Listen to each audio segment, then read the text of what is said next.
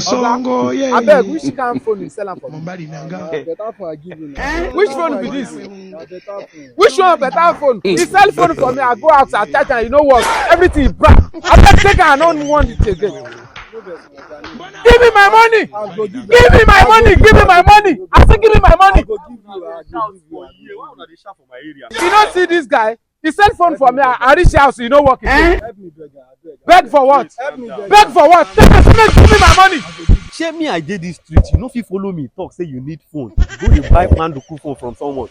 You no know say some tech center na dem get better phone for this area. Dem dey for Shagamu, for Sabo, for inside Shagamu na there their head office dey. Dem dey sell iPhone, dem dey sell Android. Even that phone wey you dey use before, if you wan change am, if you wan swap am to new one, dem go swap am for you. Dem dey do easy buy too. If you no get the complete money, you go dey pay small small for Samke Tech.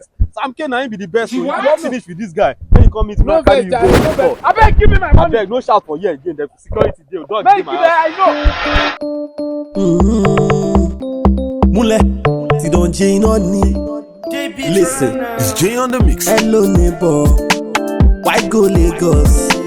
Samke phones and tech is here. Want a original? You want buy iPhone or Android? You want fix your phone?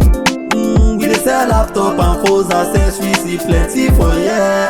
Who dey sell good phones? Na Samke. I say na who dey buy and swap phones? Na Samke.